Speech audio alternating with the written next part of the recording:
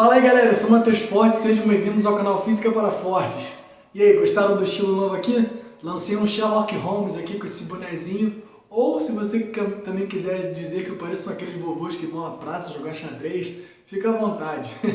Mas então, já vou chegar aqui pedindo para que você, caso não seja inscrito, se inscreva no canal e também curta esse vídeo, compartilhe. E é claro, não se esqueça de se inscrever ou, enfim, de seguir na página no Instagram, Física para Fortes, é o mesmo nome. Vale muito a pena. Tenho certeza que quem já está lá está curtindo bastante, está aproveitando bastante o material que eu tenho divulgado e compartilhado naquela plataforma. Bem, vamos aqui para a nossa questão 57 da prova da AFA, já está mudando o nome da prova já. Essa questão é muito maneira. Apesar de ela ter várias informações, nem todas elas são necessárias. É bom você saber escolher, saber discernir, né, o que de fato é importante e o que de fato está ali só para encher linguiça. Bem, já falei pra caramba já, né? Vai aparecer o enunciado aí na sua tela, faz a leitura e acompanhe aqui comigo a resolução. Vamos lá!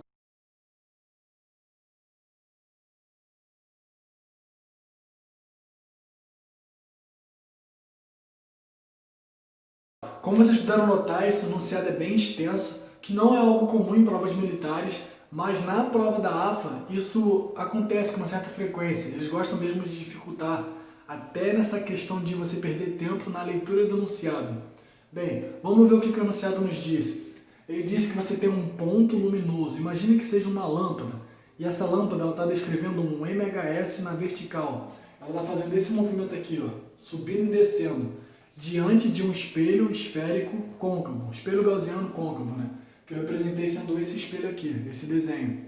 Ok. Ele também fala que esse movimento MHS é descrito por essa equação aqui, ó. Y é igual a vezes cosseno de ômega vezes t. Só um momento. Se você ao ver essa equação aqui, você estranha, acha esquisito aquilo, ou não sabe muito bem como ler aquele tipo de equação, não se preocupe, vou deixar aqui destacado, não sei aonde, mas um vídeo no qual eu já fiz uma questão de uma prova militar, onde eu fiz da melhor forma possível detalhada, explicando como analisar uma equação de MHS, no caso uma equação desse tipo aqui. Vale a pena você dar uma olhada nesse vídeo, caso não entenda muito bem isso aqui.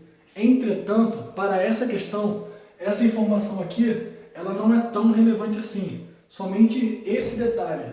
Essa letra que está aqui na frente, multiplicando o cosseno, essa letra não, essa variável, se ali fosse um número, o que ele representa, aquela variável?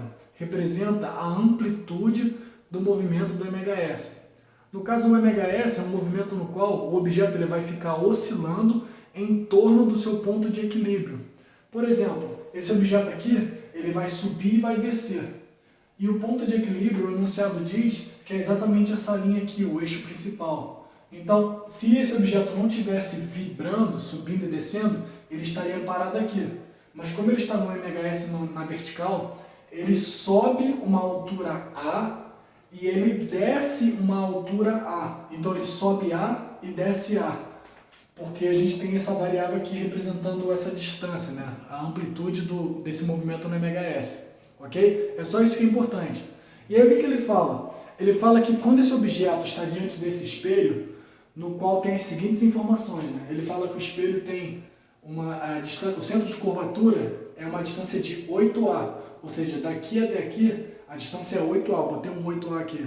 Se o centro de curvatura, a distância é 8A, você não pode se esquecer que o foco desse espelho é a metade da distância do centro de curvatura até o vértice. Então a distância focal, que é do foco até o vértice, é a metade. Então aqui seria 4A. E ele fala que esse objeto ele está a 3A, então o objeto estaria aqui, ó. Tudo em relação ao vértice, ok? E aí ele fala que esse objeto vai projetar uma imagem, né? Vai gerar, aliás, esse espelho vai gerar uma imagem, e essa imagem vai ter uma amplitude diferente dessa aqui, né? O que acontece depois? Ele vai retirar esse espelho e vai pôr a lente. Ao pôr a lente, é de se esperar que a imagem que essa lente vai gerar não vai ter as mesmas características do que a do espelho. E no final das contas, o que ele pede? Ele quer que você ache a amplitude da imagem da primeira situação do espelho e também quer que você ache a amplitude da imagem da lente. E quer que faça essa amplitude da lente sobre a amplitude do espelho. Então é isso que você tem que entender. E como é que a gente vai fazer esse procedimento aqui? Apesar de toda essa interação entre geometria óptica e MHS, a questão aqui, na verdade, é que só vai ser relevante mesmo a geometria óptica. Quer ver outro detalhe nesse enunciado que não tem muita relevância? Ele disse que o índice de refração dessa lente é 2. Mas qual o significado disso, certo? Ele também fala que essa lente está no ar, onde o índice de refração é 1. Bem, ele já falou que isso aqui é uma lente delgada convergente, ou seja, é uma lente convergente. Mas é interessante você lembrar que lentes delgadas são convergentes apenas quando o seu índice de refração é maior do que o índice de refração do meio que elas se encontram. Ou seja, aqui é 2 e ela está imersa no ar, onde é 1. Então essa lente delgada de fato é convergente, apesar do enunciado já ter garantido isso. Mas tem como essa lente delgada, ou seja, ela tem as bordas mais finas do que o centro, se comportar como uma lente divergente? Sim, basta ela estar imersa em um meio no qual o índice de refração é maior do que o da própria lente.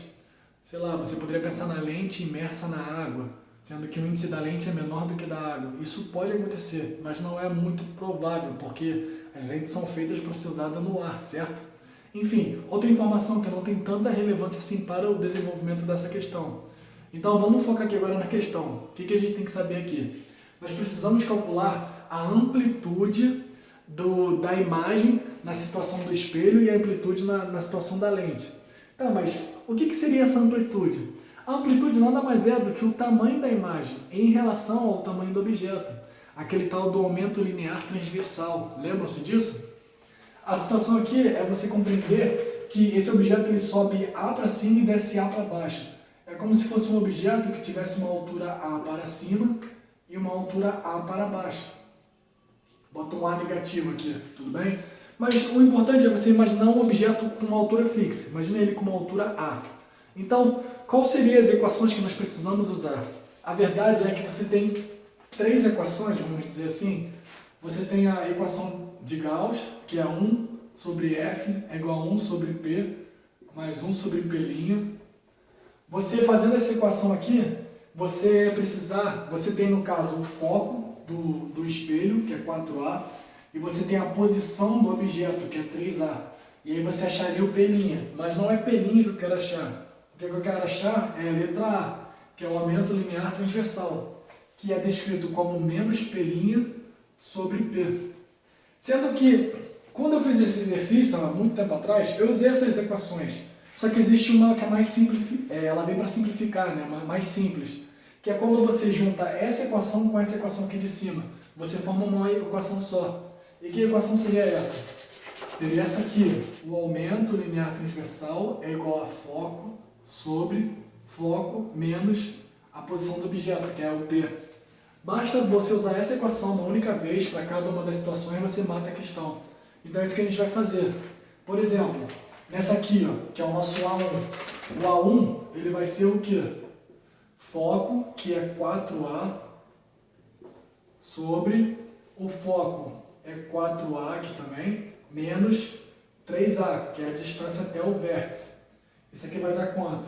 A1 é igual a 4A menos 3A, né? E aí vai ficar 4, a resposta. Tá, o que significa aquele número 4? Significa, por ser 4, ou seja, maior do que 1, significa que essa imagem cresceu em relação ao objeto. Portanto, quando essa bolinha aqui, essa luz, sobe A para cima, a imagem gerada por esse espelho côncavo vai fazer um movimento de 4 unidades a mais não, 4 vezes maior. Ou seja, ela vai subir 4A para cima, entende? Aqui desce 4A. Opa! Aqui desce A. A imagem vai descer 4A, ok? E por ela ser positiva, também tem esse detalhe. Por ela ser positiva e não negativa, significa que o objeto e imagem se movimentam no mesmo sentido. É uma imagem direita. Ou seja, quando essa bolinha sobe, a imagem sobe. Quando essa bolinha desce, a imagem desce, ok? Então essa imagem é uma imagem direita e maior. Ok, agora vamos ver como é que ele seria na lente. Eu vou usar o mesmo raciocínio. Então vai ficar o quê? A2 é igual, o foco aqui é F, o exercício falou que é F. Opa, F não, caramba. Deixa eu corrigir aqui rapidinho. Ele falou que a distância do foco é A, então logo Essa distância aqui, ó, é o dobro do foco. Só um detalhe, isso aqui não é mais chamado de centro de curvatura, nós chamamos de antiprincipal. Apesar de mudar o nome, tem o mesmo, assim, mesmas propriedades do que o centro de curvatura no espelho, tudo bem? Continuando então, o que nós vamos ter aqui? O foco, a distância focal dessa lente é A. A distância focal é A menos a distância do objeto, que no caso é 3A. Então aqui vai ficar 3A. Bem, aqui vai ficar A sobre menos 2A. Então isso aqui vai dar A2 é igual a menos meio. Não estranhe o valor negativo. Vamos interpretar essa informação. Perceba que é meio. Meio é um número menor do que 1. Conclusão. A imagem gerada em relação ao objeto, ela é metade do tamanho do objeto. Mas esse objeto não tem um tamanho fixo, certo? Ele está subindo e descendo. Então, quando esse objeto sobe A para cima, a imagem ela vai se mover metade do que o objeto se moveu. Então vai subir meio, entendeu? Entenderam? Só que tem um detalhe, não é subir, ela vai descer. Tá vendo o sinal de menos aqui? O sinal de menos ele vem com que informação? Essa imagem ela é invertida.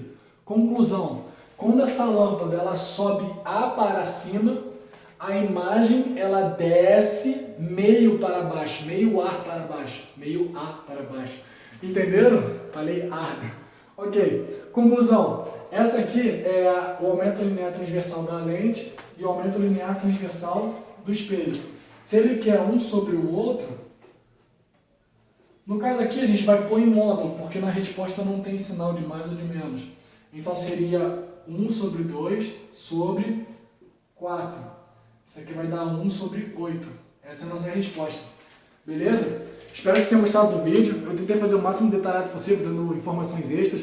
Apesar da questão ser bem simples, poderia ter sido feito mais rápido. Mas enfim, já acabou, não sei nem porque eu estou falando isso. Então, se gostaram, não esqueça de compartilhar, curtir tudo isso. Valeu, galera. Até a próxima. Fui!